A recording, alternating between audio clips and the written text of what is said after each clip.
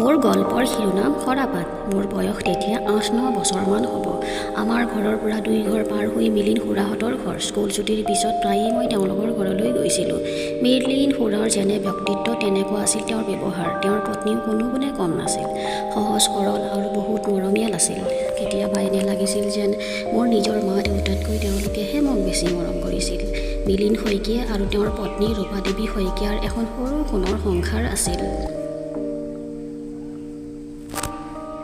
ল'ৰা-ছোৱালী ২টা, বিক্ৰম শইকীয়া আৰু লাৱণ্য শইকীয়া। বিদ্যুৎ বিভাগৰ এটা সৰু চাকৰি কৰিছিল মিলিন খুৰাই। চাকৰিটো সৰু আছিল যদিও তেওঁৰ আৰ্থিক অৱস্থা সুস্থিৰ আছিল।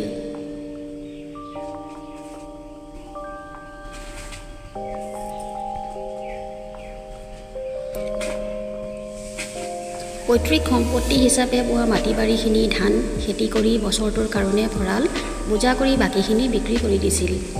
খুৰীয়ে ঘৰৰ আগফালে পাছফালে লাও, কোমোৰা, বাৰমহীয়া বেঙেনা, জলকীয়া আদি বিভিন্ন খেতি কৰিছিল। ক'ব গ'লে তেওঁলোকে নিমখৰ বাদে গোটেই লাগতিয়াল বস্তুখিনি ঘৰতে নিজেই যোগাৰ কৰি লৈছিল। তাৰোপৰি গৰু, ছাগলী, হাঁহ কুকুৰা, পাৰ, বিভিন্ন জাতৰ হাঁহ কুকুৰাবোৰ আছিল। সেই জাতৰ ভিতৰত ৰাজহাঁহ এবিধে বৰ মানুহ খেদিছিল। সেইকাৰণে মই ইহঁতৰ পৰা সদায় আঁতৰি ফুৰিছিলোঁ। তেতিয়া বিক্ৰম দা ১০ম শ্ৰেণীৰ ছাত্ৰ আৰু লাৱণ্য বা 7ত পঢ়ি আছিল। এই যে ক'লোঁ মই প্ৰায়েই তেওঁলোকৰ ঘৰলৈ যাওঁ বুলি। হয়, সদায় বায়ে মোক তেওঁলোকৰ ঘৰলৈ লৈ গৈছিল। আচলতে লাৱণ্য বাক খুৰাহঁতে গান আৰু নাচ দুয়োটা শিকিবৰ কাৰণে বিশেষ স্কুলত নাম লগাইছিল আৰু তাকে ঘৰত ৰিহাৰ্চেল কৰোঁতে মোক আগত ৰাখি লৈছিল, যেন মই কোনোবা গান আৰু নাচৰ মাষ্টৰহে।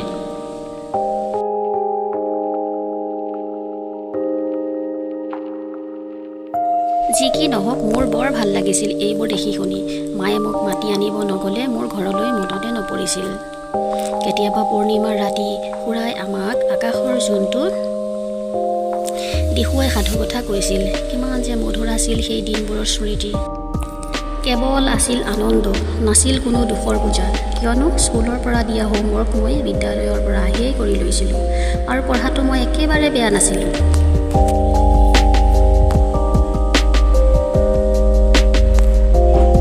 তাৰোপৰি লাৱণ্য বাৰ লগত থাকিলে মই যে বেয়া নহওঁ, মা দেউতা একেবাৰে খাটাং আছিল।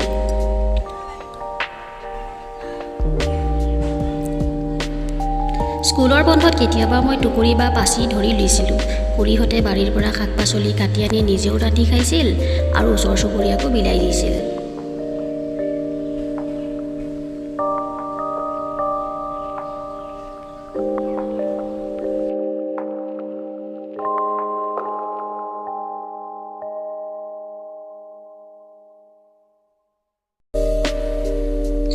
খুৰীৰ হাতৰ ৰন্ধা মধুসোলেঙৰ দালি, ঔটেঙাৰ মাটি দালি, লোকেল হাঁহ কুকুৰাৰ কণী বইল কৰি মা মছলাৰে ভজা, নিজে নাখালে ইয়াৰ সোৱাদ বৰ্ণনা কৰা বহুত কঠিন।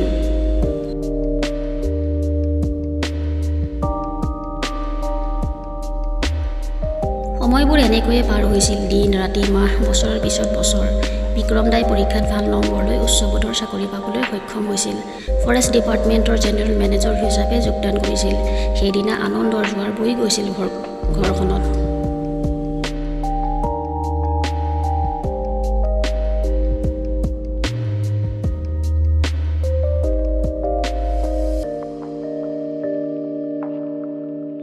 খৰালি কালত শুকান নদীখনত বালি ওলোৱাকৈ বৈ থকা নদীখনত যেন বাৰিষাৰ প্ৰথম বৰষুণৰ পানীয়ে নদীখন উপচাই পেলোৱাৰ দৰেই উপচি পৰিছিল তেওঁলোকৰ সুখৰ সংসাৰখন। কিয়নো লাৱণ্য বাও খুব সুন্দৰকৈ গান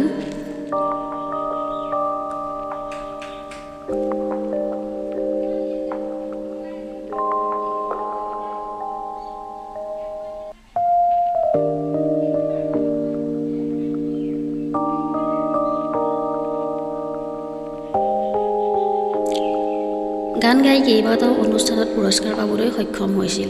তাৰোপৰি নৃত্যও যথেষ্ট ভাল কৰিছিল। লগতে BA পৰীক্ষাও সুখ্যাতিৰে পাছ কৰিছিল। ওচৰ চুবুৰীয়াৰ লগতে আমিও গৰ্ববোধ কৰিছিলোঁ। এনেকৈ এদিন লাৱণ্য বাও চাকৰি পাইছিল।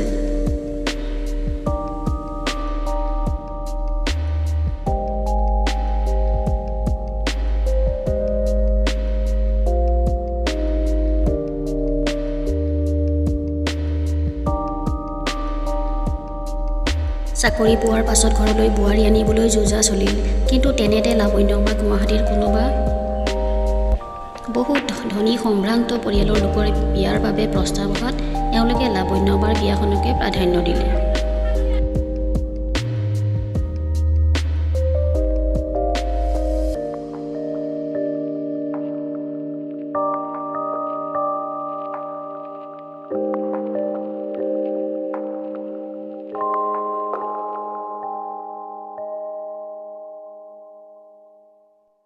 ল'ৰা ছোৱালী দেখা শুনা হ'ল, পচন্দ হ'ল, বিয়াৰ তাৰিখ ঠিক হ'ল আৰু নিৰ্দিষ্ট সময়ত বিয়াও হৈ গ'ল। কেইমাহমানৰ পৰা আকৌ বিক্ৰম দাৰ কাৰণে ছোৱালী চোৱা আৰম্ভ হ'ল। বিক্ৰম দা হেনো কলেজত পঢ়ি থাকোঁতেই কোনোবা ছোৱালীৰ প্ৰেমত পৰিছিল।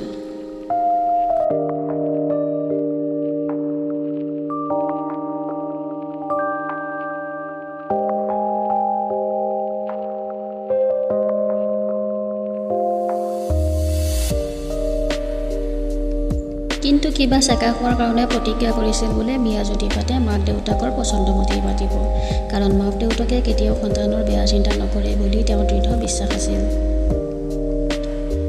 গতিকে ছোৱালী চোৱাৰ পৰা আদি কৰি বিয়াৰ সকলো যা যোগাৰ মাক দেউতাকৰ ওপৰত এৰি দি তেওঁ চাকৰি সূত্ৰে অসম আৰু নাগালেণ্ডৰ সীমান্তত কাৰ্যনিৰ্বাহ কৰি আছিল। কথামতেই কাম।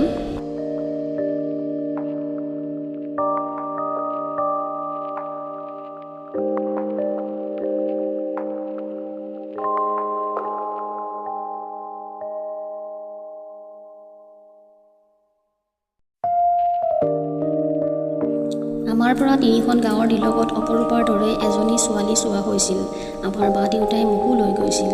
ছোৱালীজনীৰ ফটো আৰু চিঠি বিক্ৰম দালৈ উত্তৰ বিচাৰি পঠাই দিয়া হৈছিল।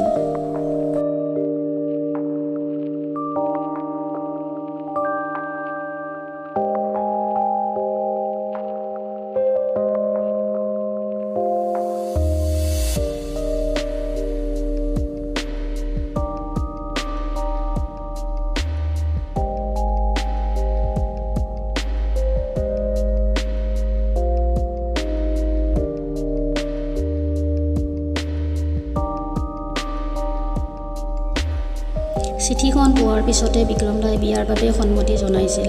কেইদিনমানৰ ছুটী লৈ আহি ল'ৰা ছোৱালী দেখা কৰি বিয়াৰ প্ৰস্তুতি আৰম্ভ হৈ গৈছিল।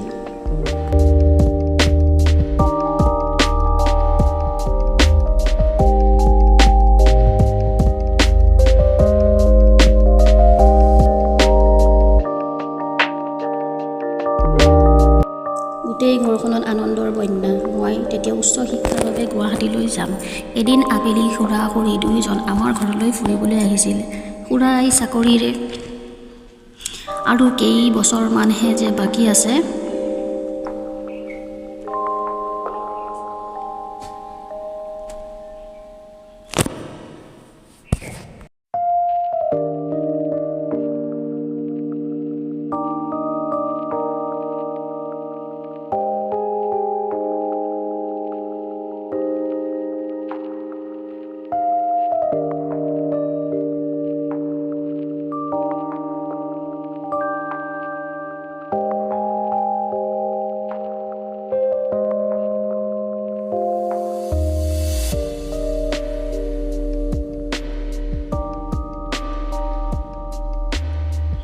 তাৰ পাছত কি কৰিব, ক'ত যাব, এইবোৰৰ লগতে অতীতৰ বহুত কথাই মনত পেলাই দেউতাহঁতৰ লগত নষ্টালজিক হৈ পৰিছিল।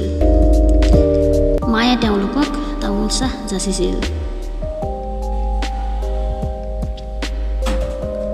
ন কইনাৰ কাৰণে সোণৰ গহনা, পাটৰ কাপোৰ, মুগা চাদৰ মেখেলা, বেনাৰসী শাৰী আৰু যত যি লাগে কিনা হ'ল। লাৱণ্য বাও শহুৰৰ ঘৰৰ পৰা আহি ককায়েকৰ বিয়াৰ বজাৰত সহায় কৰি দিছিল।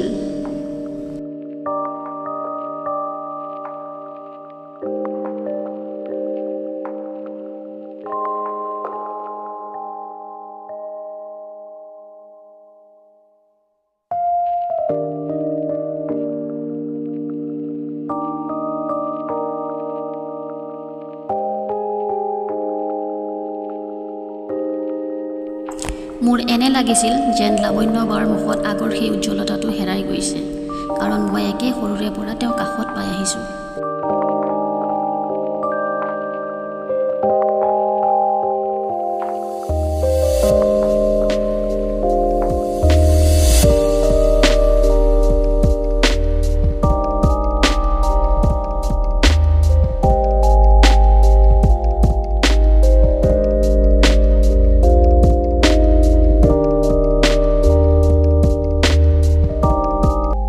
মই এই বিষয়ে তেওঁক সোধাত একো নাই, এনেই বুলি কৈ আঁতৰি গ'ল। মই বাৰু দুনাই একো নুসুধিলোঁ। নিৰ্দিষ্ট সময়ত বিয়াৰ নিমন্ত্ৰণী পত্ৰ বিলোৱা হৈছিল। বিয়াৰ 10 দিনমান আগতে আৰু 2-3 মাহমানৰ বাবে বিক্ৰম দা ছুটী লৈ আহিব বুলি এদিন খুৰীয়ে কৈছিল।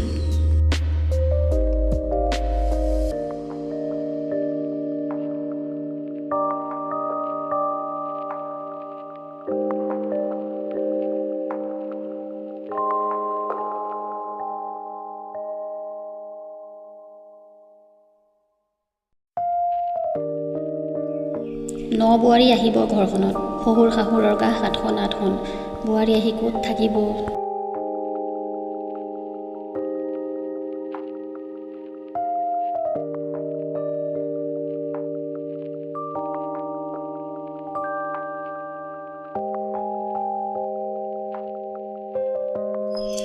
কি কৰিব তাকে লৈ দুজনৰ মাজত জল্পনা কল্পনা। বুঢ়া কালত সংগ দিবলৈ বোৱাৰীয়ে নাতি-নাতিনী দিব, তাতকৈ আৰু ডাঙৰ উপহাৰ কি হ'ব পাৰে। খুৰা-খুৰীৰ যেন সময়বোৰ পাৰ নোহোৱা হৈছিল।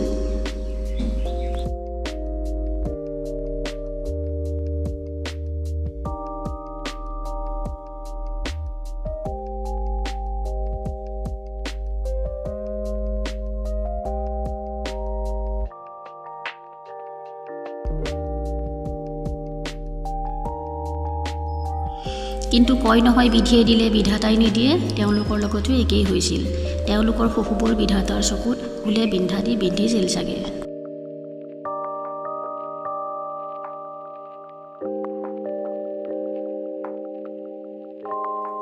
বিয়াৰ সকলো যা যোগাৰ কৰি আত্মীয় স্বজনক নিমন্ত্ৰণ দি আজৰি হোৱাৰ পিছত যেতিয়া পুতেকলৈ বুঢ়া চকুহালে বাট চাই আছিল, তেতিয়াই সেই অভিশপ্ত খবৰটো আহি পাইছিল।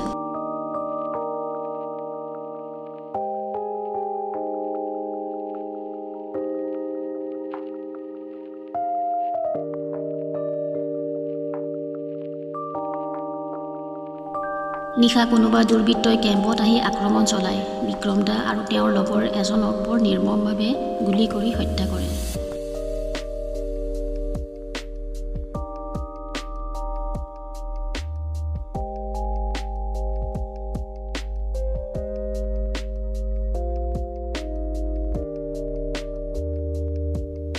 এখন নহয়, দুখনকৈ ঘৰ লগতে কেইবাটাও জীৱন একেবাৰে নিমিষতে ধ্বংস হৈ গৈছিল। বিক্ৰম দাৰ বৌৰ দেউতাকক প্ৰথমে কথাটো জনোৱা হৈছিল। দেউতাকে নিজক বুজাব পৰা নাছিল যে তেওঁৰ অতি মৰমৰ একমাত্ৰ কন্যাক কিদৰে বুজনি দিব।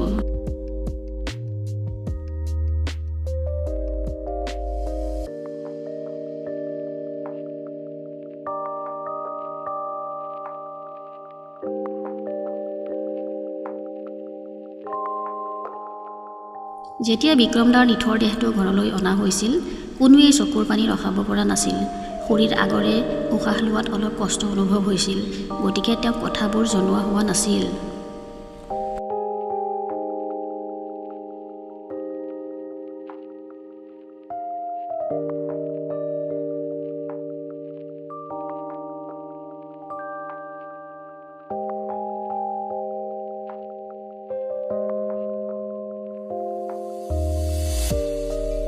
তথাপি পুত্ৰৰ এনে কথা এটা নজনাকৈ থাকে কেনেকৈ বাৰু। পুত্ৰৰ শোকত তেওঁৰ হাৰ্ট ষ্ট্ৰ'ক কৰিছিল, লগে লগে হস্পিটেলত ভৰ্তি কৰোৱা হৈছিল। এফালে খুৰাৰো অৱস্থা একেবাৰে বেয়া হৈ গৈছিল যদিও মনত সাহস ৰাখি খৰি দিয়াৰ পৰা আৰম্ভ কৰি দহা কাজৰ সকলো কামৰ তদাৰকী কৰিছিল।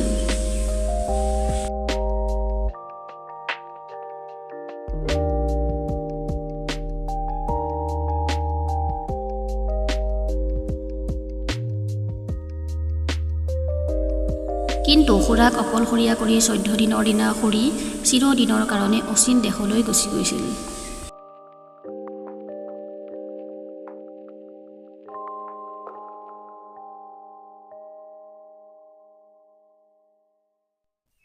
অৱশেষত ইমানবোৰ দুখ কুলাব নোৱাৰি লাৱণ্যবায়ে নিজৰ দুখবোৰো স্বীকাৰ কৰিবলৈও বাধ্য হৈছিল আমাৰ আগত। শহুৰৰ ঘৰখনত টকা পইচাৰ কোনো অভাৱ নাছিল যদিও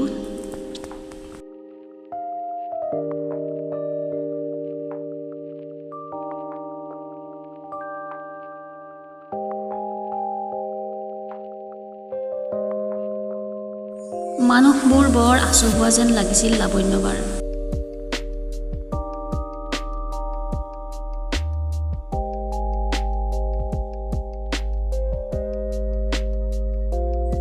বিয়াৰ পিছত বুদ্ধি কৰি চাকৰিটো এৰুৱাই দিয়াইছিল। লাহে লাহে কেইমাহমানৰ পিছৰ পৰা লাৱণ্যবাক হেনো তেওঁলোকে মানুহ বুলি গণ্যই কৰা নাছিল।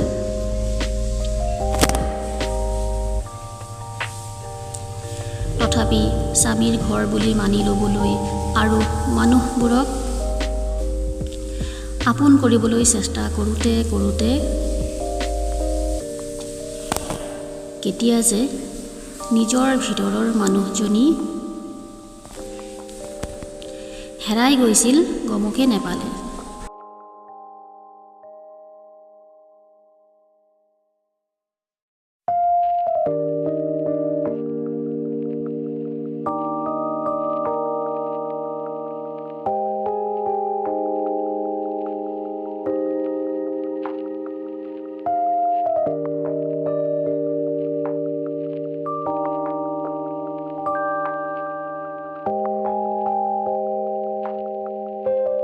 তেওঁলোকৰ মতে লাৱণ্যবাৰ ডাঙৰ দোষ আছিল এটা সন্তান দিব নোৱাৰাটো।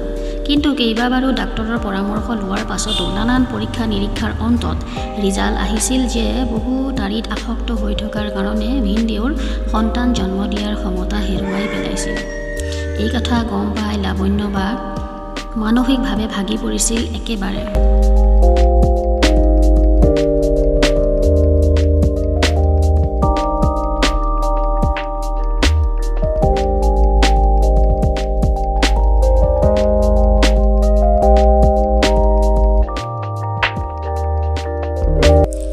ইমানবোৰ ঘটনাৰ পিছতো ভিনদেউৱে কেৱল বাইদেউকে দুখ চাপি দিছিল। কোনোমতে নিজকে চম্ভালি পিতৃগৃহলৈ উভতি আহি নিজক আকৌ নতুনকৈ গঢ়াৰ সপোন দেখিছিল যদিও হঠাৎ ঘটি যোৱা ঘটনাই নিজক সান্তনা দিব পৰা নাছিল।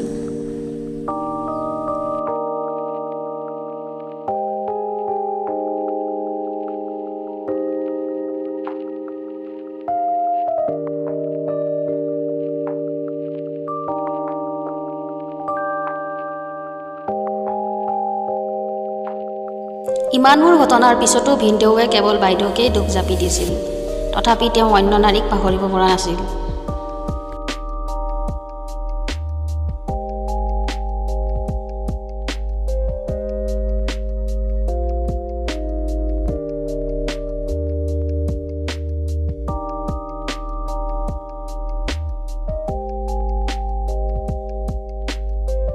এদিন হঠাতে হাতে লোটে ধৰা পৰাত বাইদেউ চিঞৰিব বুলি ভাবি নাকে মুখে হাতেৰে হেঁচা মাৰি ধৰি থাকোঁতেই কেতিয়া যে বাৰ প্ৰাণবায়ু ওলাই গৈছিল ভিনদেউ নামৰ বাসণ্ডটোৱে গমেই নাপালে।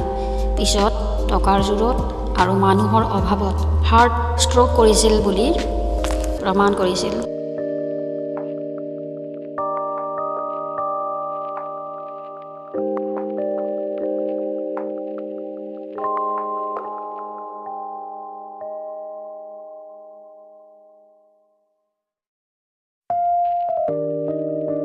দুখ দুৰ্দশাৰে জৰ্জৰিত অসুস্থ খুৰাই ঘৰৰ পোহনীয়া গৰু ছাগলীবোৰ কম দামতে বিক্ৰী কৰি দিছিল।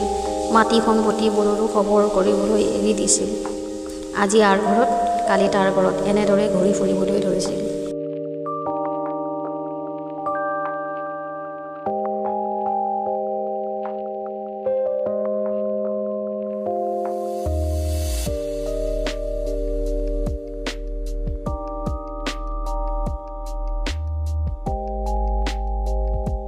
ওচৰ চুবুৰীয়াই আৰু আমাৰ মাহঁতে যিমান পাৰে সিমান সহায় কৰিবলৈ চেষ্টা কৰিছিল। অতীতৰ দিনবোৰ সৰি বহুত আফচোচ কৰিছিল। এনেতে হঠাৎ খুৰা নিৰুদ্দেশ হৈছিল। বহুত বিচাৰিও পোৱা নগৈছিল।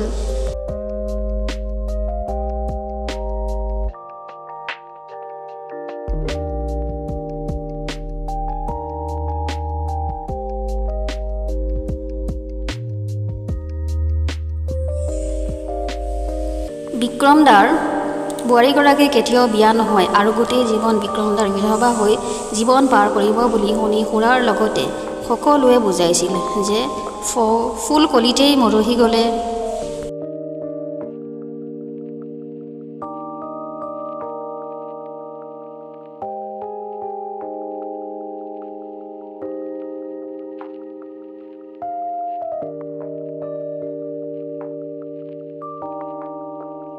গছজোপাৰ কিবা মৰ্যাদা থাকে জানো?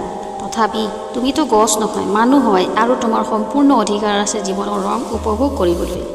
এইবোৰ বুজনি দি উভতি আহি থাকোঁতে ঘৰৰ কাষৰ দলংখনৰ কাষত থকা আহঁত গছজোপাৰ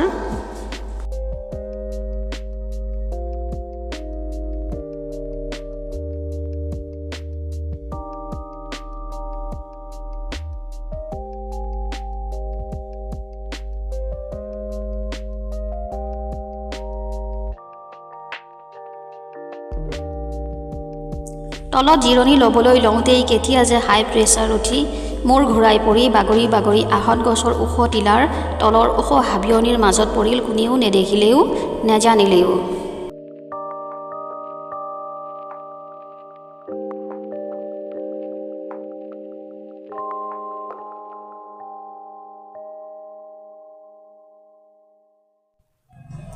পিছত গাঁৱৰ এজন মানুহে গৰুক পানী খুৱাবলৈ যাওঁতেহে মিলিন খুৰাৰ খবৰ ওলাল। পুলিচক খবৰ দিয়া হ'ল। জাউৰিয়ে মানুহ গৈ তেওঁৰ শৱ উদ্ধাৰ কৰি গাঁৱৰ ৰাইজ আত্মীয় সকলো মিলি তেওঁৰ সৎকাৰ কৰিলে।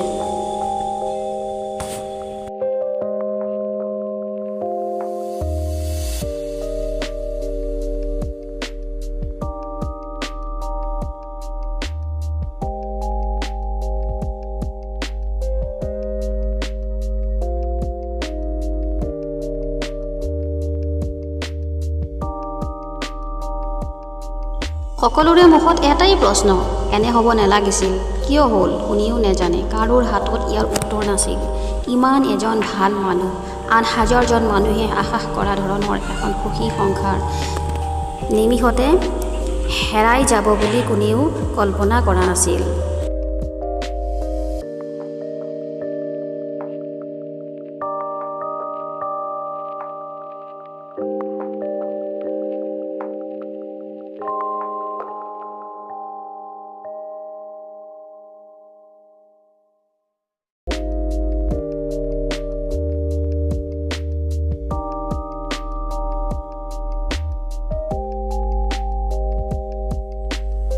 এতিয়া মই হাইস্কুলৰ এখন বিদ্যালয়ত শিক্ষকতা কৰি আছোঁ। ঘটনাটো সকলোৱে সৰা পাতৰ দৰেই পাহৰি পেলাইছে। গতিকে মই এই ঘটনাটোৰ পৰা ইয়াকে বুজিলোঁ যে বিপদে কাকো কৈ নাহে, সময় সদায় সমানে নেযায়।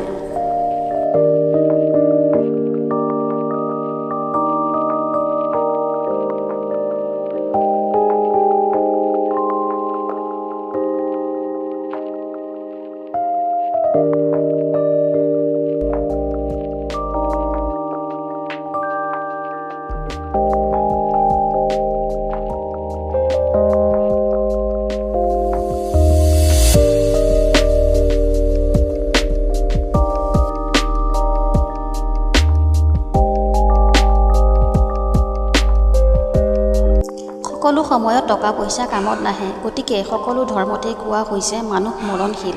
আমি সকলোৱে মৃত্যুৰ সোৱাদ ল'ব লাগিব।